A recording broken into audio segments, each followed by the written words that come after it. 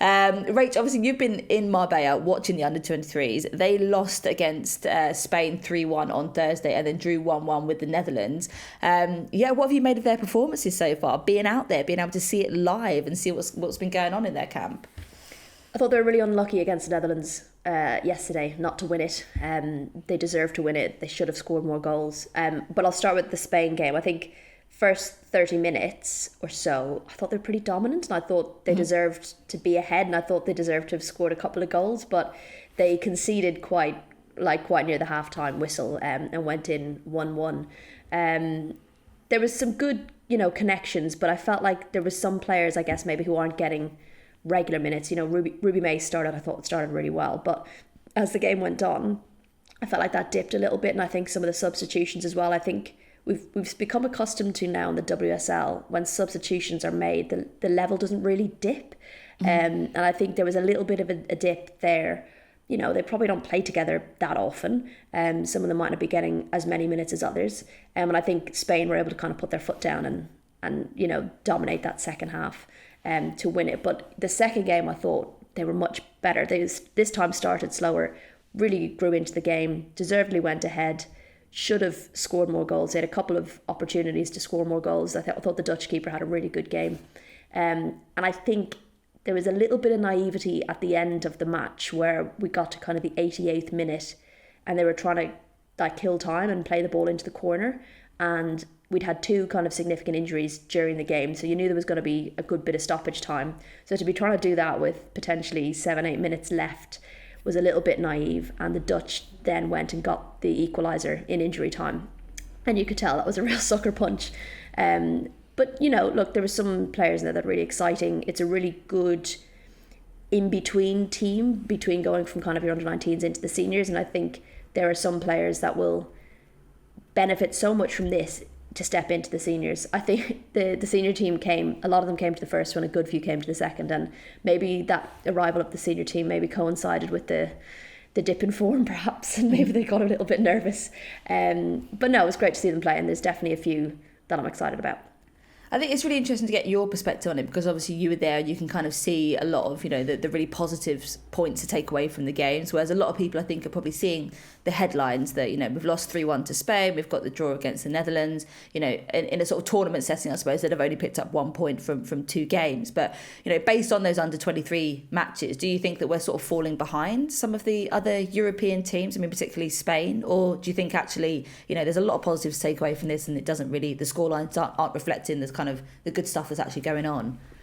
No, I wouldn't take that away from it. I wouldn't look at that and say we're falling behind. The under-23s is an in-between, it's a stopgap between, your under-19s and getting into the senior team. It's a really valuable squad to have to help you bridge that gap. You have to remember that we don't wait until players are 23 before they go up to the senior squad. So there's players in the senior squad now that could be playing for the under-23s. You've got Hemp, James, Clinton, Keating, Park. You put all of them back into the under-23 squad and suddenly you're like, bloody hell. Do you know what I mean? So you kind of have to factor that in. It's about the spread of kind of the quality across the age groups. Some countries maybe are better at it. Some countries don't need to bring up or don't have as many under-23s that need to come up because they've got so many seniors that are such high quality. I think everyone's at a different stage of their journey. And yeah, I wouldn't make any kind of sweeping claims that this means England are falling behind. No, I wouldn't be too worried. Spain are dominating in every age group, which is understandable. But, if you look at the scoreline, 3-1 doesn't look great, but actually I don't think it was super dominant by Spain where they just swept England aside. I wouldn't have put it that way. So I think based on the kind of performances that you've seen so far, who do you think are the England stars, the rising stars that listeners should keep an eye out for sort of next year and going into Euro 2025? Which ones do you kind of see are getting their, big starts or getting their sort of, big call-ups next year or this year even? I thought Aggie Beever-Jones was superb. She was one of the best players on the pitch in both matches. Not just what she does on the ball, but her communication and how she kind of conducts people and all that kind of thing, and where to stand and to come up higher and to come with her in the press. And she really stood out for me, and I wouldn't be surprised if we saw her in the senior setup soon enough. She's only coming on at the moment at Chelsea as a substitute. That might change with Mia Official being injured. She might get more minutes. But you see what she does with the few minutes that she has at Chelsea. She scores bloody goals. So she's been brilliant. Ruby Mace looked good. I would really like to see her get more minutes at club. That's the only thing, because if she can play like that when she's not getting minutes, you know, imagine how she's going to be when she is. Ella Morris has been good as well. Another fullback role, so excited about that. What about Jess Naz? My mate Jess Naz, how's she getting on? She was better in the second game, I thought.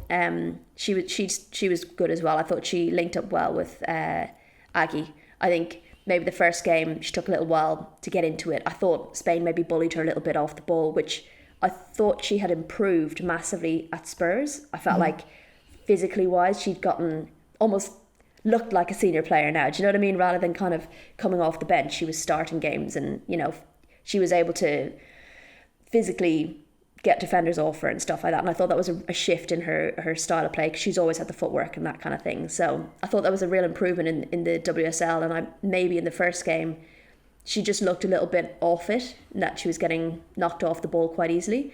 But in the second game she was much better, and she was causing the Dutch defence all sorts of problems with her pace and linking up well with ABJ. So another one. I mean, there's so many.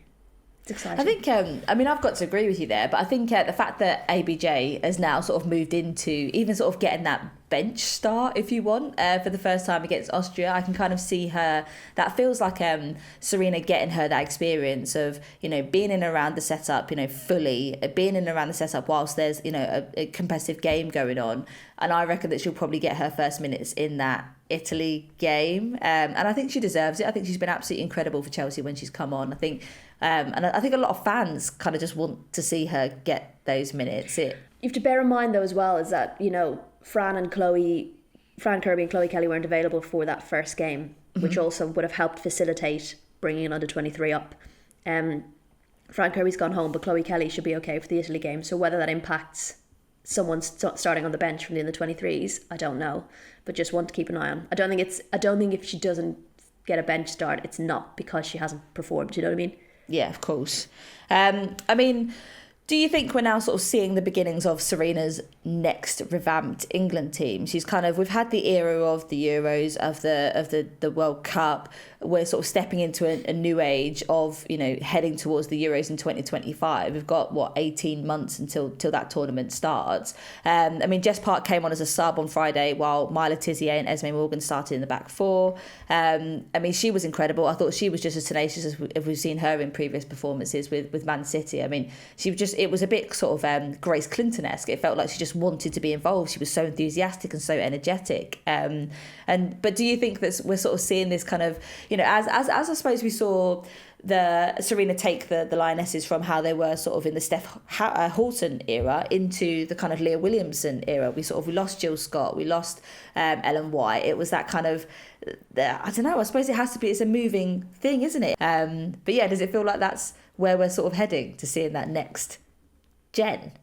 To a degree, I think she's utilising these rare friendlies to see some fresh faces and give them minutes, which I think is really important. And I think it's too often forgotten that it's just been major tournament after major tournament and then a Nations League, which is something you have to win to get Olympic qualifiers. Like, there's been very little time for that rotation, and you know, to see that now is really important, because what you touched on there, depth, that's what England need to get. That's what we had at the Euros, where your players come on and nothing changed in terms of intensity and quality, and they need to ensure they can maintain that in every position. And I think getting minutes is really important. Getting some new faces in that we know can back up your Millie Brights, your Lucy Bronze, your Kira Walshes. They're the kind of areas that maybe in the past we've thought, if Kira Walsh gets injured, what the hell do we do? If Lucy Bronze gets injured, what are we going to do? You know, so I think seeing those faces in now and seeing them perform well is key, and hopefully then you start to see them as regular faces, because you need to be able to trust the players you're putting in, and if they're not getting minutes, you don't know that in a certain situation that they're going to be able to deliver. So I think, yeah, seeing them now in these friendlies is key. Or do you think it was a bit of a stroke of genius? I mean, it was, you know, Wiegman who sort of revived the under-23 setup when she came in as England manager, sort of, like you said, Ray, it's kind of bridging the gap between the under-19s and the senior squad, making sure that it's not such a massive transition when they do eventually make that step into senior life. But you sort of look at the fact that it is a bit of a contingency or a sort of plan B when, you know, players in the sort of senior squad are injured or something, you know, untoward happens. But I mean, do you think that's, what do you see the sort of under 23s role being? Because like you said, it's a bit of a weird one because you could have so many of the senior squad in the under 23s and they could be absolutely smashing it. So it's so valuable. Even just talking to the likes of Hannah Silcock after the game, and she said how valuable it is just even being in and around the senior squad, like players that you see on TV.